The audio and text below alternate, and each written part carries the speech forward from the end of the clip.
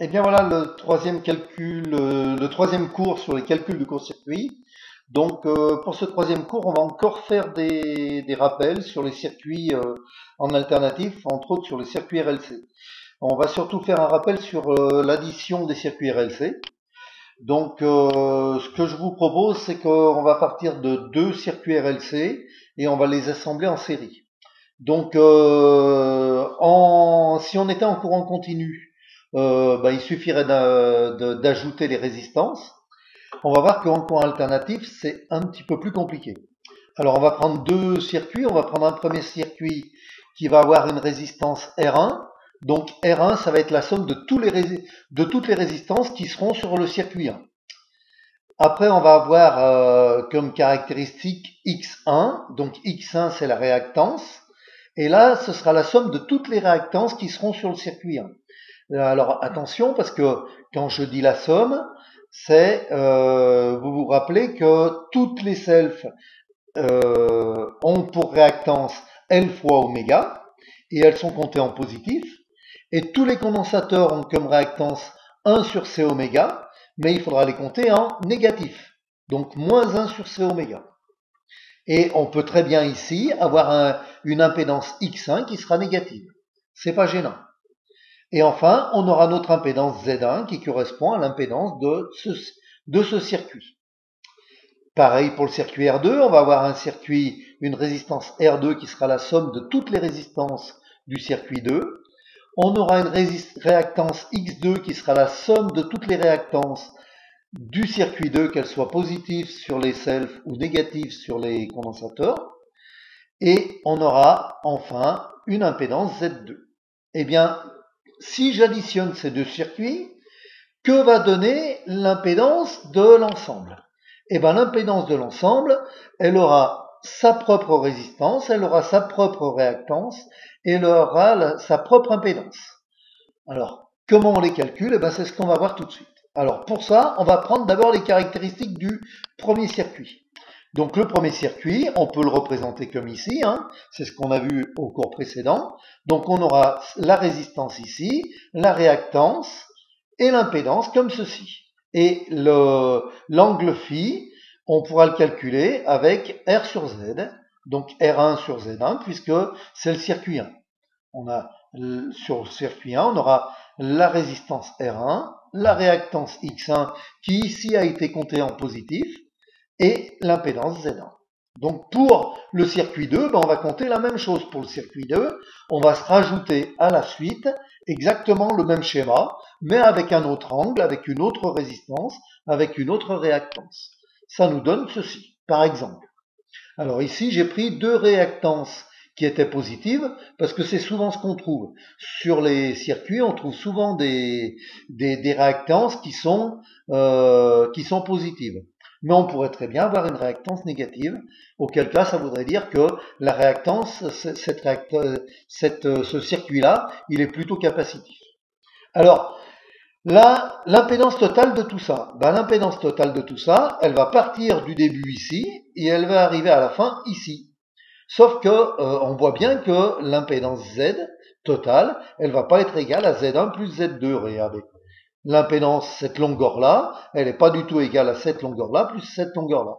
Pour qu'on ait Z égale Z1 plus Z2, ce qu'il faudrait, c'est que les deux angles phi1 et phi2 ils soient égaux. Mais là, dans ce cas-là, c'est pas le cas. Donc, comment on va faire quand c'est pas le cas? Eh bien, simplement, ce qu'on va faire, on voit que la résistance totale de notre installation, elle va bien être égale à R1 plus R2.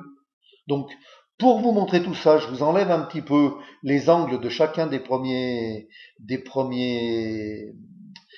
triangles, là, des premiers circuits, et on va pouvoir tracer R total qui est égal à R1 plus R2, et X total qui va être égal à X1 plus X2. Ce qui veut dire que maintenant qu'on connaît R total et X total, on va pouvoir calculer Z total, ça on sait faire, avec Z total égale racine carrée de R total au carré plus X total au carré. Vous vous souvenez? Voilà, Z total égale racine carrée de R total au carré plus X total au carré. Et du coup, on pourra faire calculer notre impédance totale avec cette formule.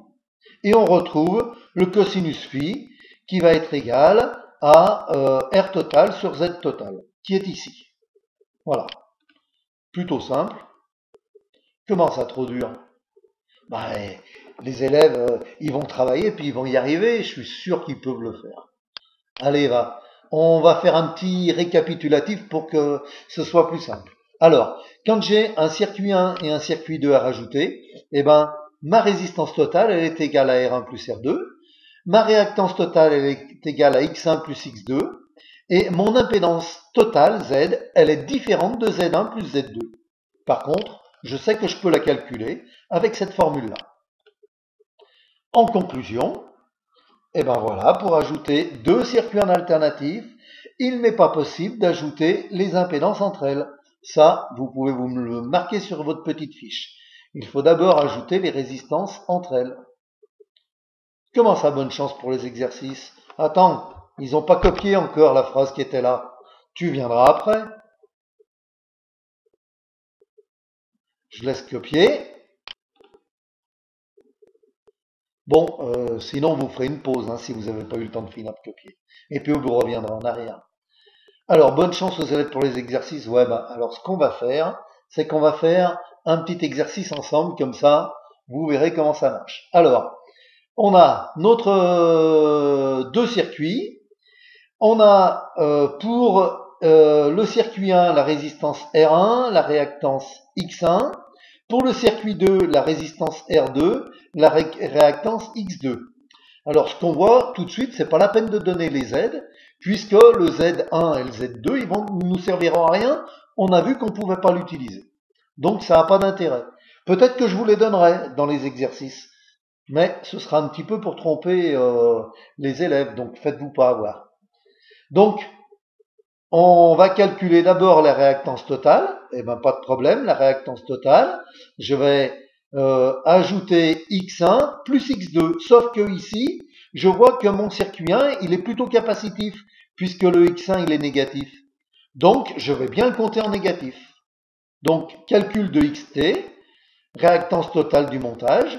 Eh bien, XT égale X1 plus X2 égale moins 18, je le compte bien en négatif, plus 63. Et ça me fait donc 63 moins 18, 45. 45, et je trouve est égal à X total. Pour la résistance totale, ben là c'est plus simple, on va tout additionner. De toute façon, elles ne peuvent jamais être négatives. Donc on trouve une résistance totale, R total, qui est égale à R1 plus R2. Pas de problème, on trouve 50. Et pour Z total, oh, 2 secondes, pour Z total, c'est plus compliqué, on a dit. Donc on va prendre le temps. Voilà, Z total, c'est racine carrée de R total au carré plus X total au carré. Et ça nous donne bien 50 au carré plus 45 au carré. Et on trouve un Z total de 67,3. Et à partir de là, on va pouvoir calculer notre intensité. I égale U sur Z. Alors ici, oui, j'avais bien noté la tension qui était égale de 230. Et donc, on va pouvoir retrouver notre intensité. Voilà, merci beaucoup.